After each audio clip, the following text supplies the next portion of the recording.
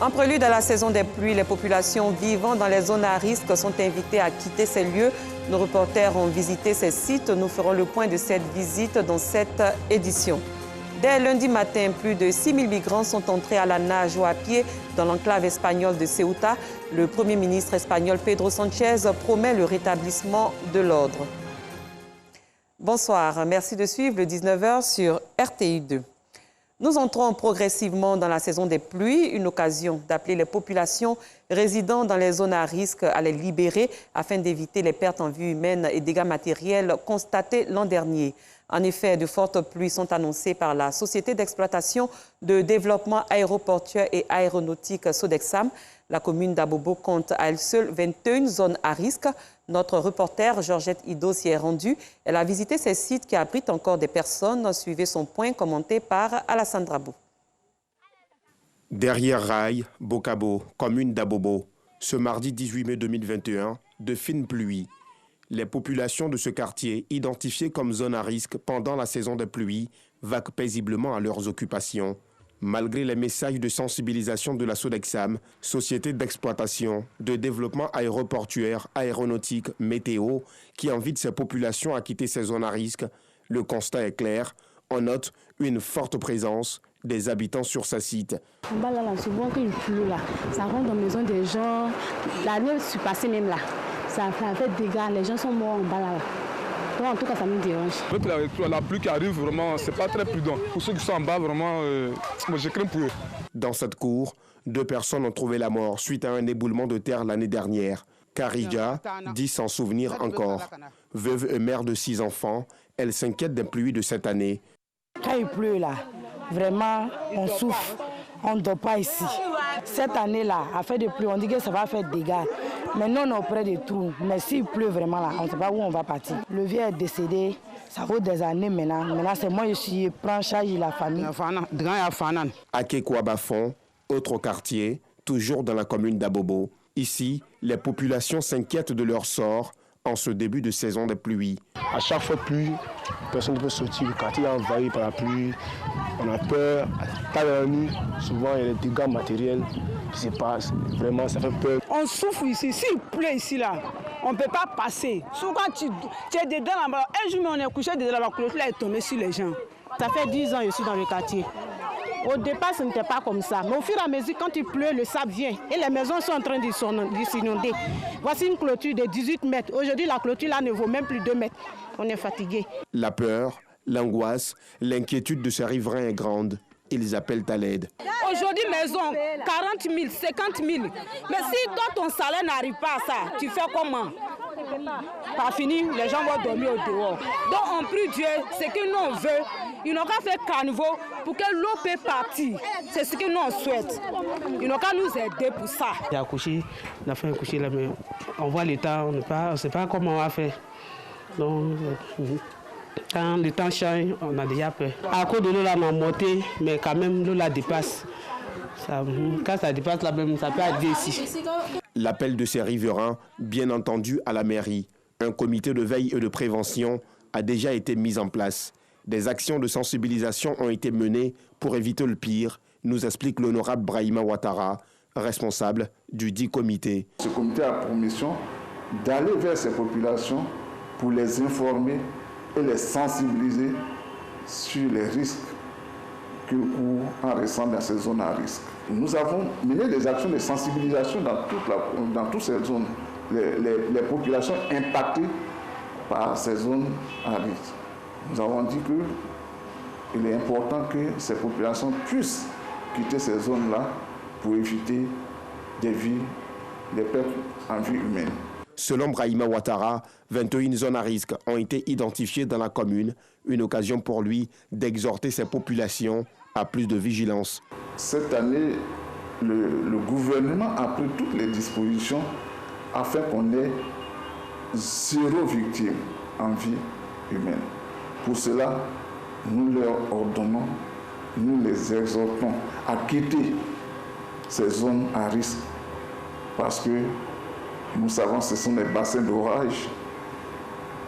Un bassin d'orage, c'est des points bas qu'on appelle des talvegs où c'est des rétentions d'eau. Les autorités communales l'assurent. La campagne de sensibilisation va se poursuivre afin d'éviter que le pire se produise cette année. Ces enfants des quartiers visités qui ignorent encore le danger qui les guette se réjouissent, eux, de notre passage. En image, le ministre de l'Enseignement technique, de la formation professionnelle et de l'apprentissage a visité hier le centre de perfectionnement au métier de l'automobile. Cet établissement forme les élèves en mécanique, électronique et en carrosserie peinture. Le gouvernement entend faire de l'encadrement technique et professionnel un secteur important de création d'emplois. La délégation du ministère dirigée par Ngué Sankofi a également visité l'Institut des aveugles de Yopougon, les lycées techniques de Yopougon et de Cocody, le Centre de bureautique, de communication et de gestion CBCG et l'IPNET, Institut pédagogique national de l'enseignement technique. En Côte d'Ivoire, au Togo, au Libéria et en Sierra Leone, le Lions Club District 403A2 multiplie ses actions sociales dans les domaines de l'environnement, de l'hygiène, de l'éducation et de l'eau potable. Il ressort du bilan d'activité de ce club service que plus d'1 million de personnes ont bénéficié de prestations sociales et sanitaires de 2020 à 2021. Pagasoro Kone de Madongui. De 2020 à 2021, au moins 1 065 000 personnes vulnérables ont bénéficié des actions sociales, humanitaires et sanitaires du Lions Club District 403 à 2 dans 4 pays d'Afrique de l'Ouest, la Côte d'Ivoire, le Togo, le Libéria et la Sierra Leone. Parmi ces personnes, on enregistre 53 400 malades de la drépanocytose et 67 200 malades du paludisme. Plus de 2170 activités sociales réalisées ont également permis à de milliers de personnes de bénéficier de l'eau potable, d'un environnement sain, de la traîne scolaire et de la réhabilitation d'écoles et de centres de santé. Des projets socio-économiques qui seront amplifiés d'ici 2022 selon Elisabeth Adobra Eounou, gouverneur du Lions Club, District 403 à 2, nouvellement élu pour le mandat 2021-2022. Je voudrais, tout au long de mon mandat, développer la santé mère-enfant et la toxicomanie pour les jeunes. Le recrutement de nouveaux membres, création de nouveaux clubs, renforcement et soutien des clubs en difficulté, organiser des formations. C'est dans ce programme ambitieux que je voudrais m'inscrire et en faire la promotion. Le Lions Club District 403 à 2 dispose de 80 clubs Lions répartis en Côte d'Ivoire, au Togo, au Libéria et en Sierra Leone. Les bénévoles de ces clubs Lions font beaucoup d'espoir dans le renouvellement des instances. Elle a souhaité pouvoir remobiliser les clubs en difficulté. On n'en est pas un, mais ce serait déjà bon et de pouvoir nous permettre de nous retrouver à nouveau, avoir des activités pérennes et des activités d'impact. Je pense que ce serait déjà un grand pas. Et la formation, c'est important parce qu'un lion non formé ou pas bien formé est un danger quand même pour notre association. Il est clair que ce gouvernement-là sera piloté par l'esprit d'union, piloté par l'entraide, par la capacité pour les lions d'être une seule personne dans une seule entité, pour apporter le sourire à ceux qui en ont besoin. Le Lions Club International a été créé en octobre 1917 aux États-Unis d'Amérique. Sa mission, lutter contre la faim, le diabète, le cancer infantile. Il œuvre également dans de nombreuses actions sociales et humanitaires ainsi que dans les domaines de la santé, de l'éducation et de la protection de l'environnement. L'institution compte à ce jour 1400 membres, dont plus de 2000 membres appartenant au Lions Club District 403 à 2. Une nuit d'excellence et de mérite a permis de distinguer des structures œuvrant pour le bien-être des communautés. La nuit des Awards est une initiative de la Jeune Chambre Abidjan-Lagune. Elle s'est tenue le week-end dernier à l'hôtel Belle-Côte dans la commune de Cocody. Anicette Conan y était. Son récit est signé Antoine Bassa. Une soirée pour célébrer l'excellence et reconnaître le mérite des membres de l'organisation. Une soirée pour saluer l'engagement communautaire de certaines structures opérant dans la commune de Cocody. Fidèle à ses missions, la Jeune Chambre Abidjan-Lagune veut promouvoir à travers cette activité dénommée la Nuit des Awards l'engagement et le service de la communauté. Pour les récipiendaires, la reconnaissance de leur mérite est une fierté. Ce prix, il nous va droit au cœur parce que c'est le fruit du travail bien fait. Du travail bien fait parce que là, ce centre de santé que tout le monde a connu, mais à l'époque, c'était vraiment presque rien. Ça a pris vraiment une ascension et c'est à juste titre vraiment que nous recevons ce titre-là et ça nous va droit au cœur. Notre travail, notre mérite a été reconnu en tant que membre le plus remarquable du comité exécutif local. Et je voudrais encourager mes amis qui n'ont pas démérité, pour que nous puissions travailler ensemble, pour que dans les années à venir, nous puissions relancer l'image de notre organisation et la marque de notre organisation. Réseau mondial des jeunes citoyens actifs, la Jeune Chambre internationale veut offrir aux jeunes des opportunités de développement en leur donnant la capacité de créer des changements positifs. Cheikh Boakari Fofana, un homme, une vision, une œuvre. C'est le titre d'une œuvre réalisée par Aliou Touré, ex-guide de la communauté musulmane de Côte d'Ivoire. Elle retrace l'enfance du défunt guide religieux dans la commune d'Adjamé, son exil américain et sa formation en Égypte. Sous la plume d'Aliou Touré, Cheikh Boakari Fofana renaît, comme nous le fait savoir Alassane Drabo.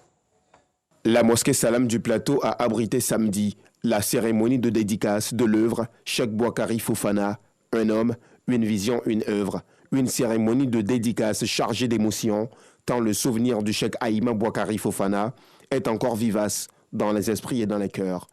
Et pour se remémorer les œuvres de l'homme, la cérémonie commence par un slam en hommage au guide.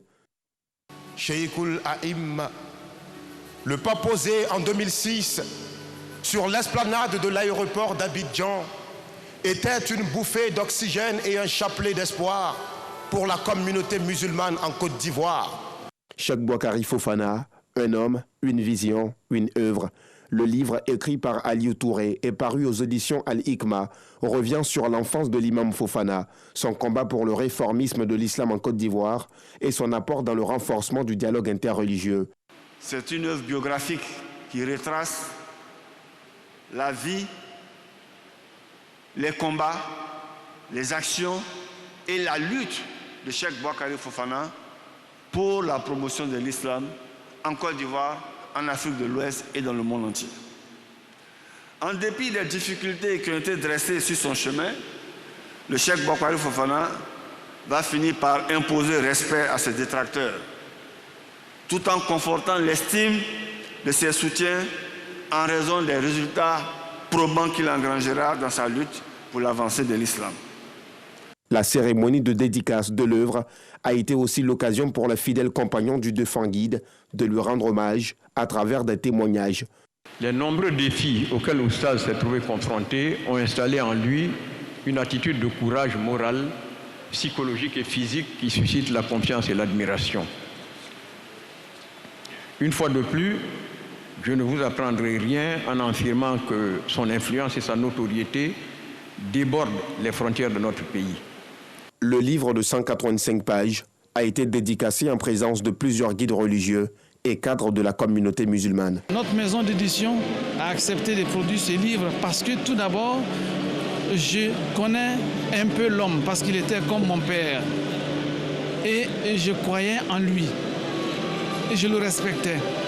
J'avais fondé beaucoup d'espoir en lui. Et je comptais beaucoup sur lui. Donc s'il y a une œuvre sur lui, je n'hésite même pas parce que je connais l'homme. Je voudrais d'abord commencer par féliciter l'auteur de l'œuvre, Aliou Touré, pour ce travail magnifique qu'il a pu conduire sur le Cheikh Aïma Boakari Fofana. C'est une œuvre qui retrace en résumant d'une parfaite manière la vie et l'œuvre de Cheikh Boakari Fofana. L'auteur, Aliou Touré, a mis fin à la cérémonie par une dédicace d'œuvre achetée sur place. À l'étranger, l'armée congolaise a annoncé avoir tué du 6 au 15 mai dernier 22 membres du groupe armé d'origine ougandaise Force démocratique alliée ADF depuis l'instauration de l'état de siège il y a une dizaine de jours dans cette partie de l'Est de la République démocratique du Congo. L'armée a également arrêté plus de 60 collaborateurs des ADF, des Congolais et une dizaine d'Ougandais. Après l'afflux de quelques 6 000 migrants à Ceuta depuis le Maroc voisin, le Premier ministre espagnol Pedro Sanchez a promis ce mardi de rétablir l'ordre dans l'enclave espagnole, qualifiant la situation de grave crise pour l'Espagne et aussi pour l'Europe. Depuis lundi matin, plus de 6 000 migrants sont entrés à la nage ou à pied dans l'enclave espagnole de Ceuta et les autorités espagnoles ont d'ores et déjà annoncé avoir expulsé 2700 d'entre eux. Dans le même temps, dans la nuit de lundi à mardi, 86 migrants sur un total de plus de 300 ont pénétré dans l'enclave de Melilla, située à 400 km à l'est. Cette édition est terminée. Merci d'avoir été des nôtres. Très bonne soirée. À très bientôt.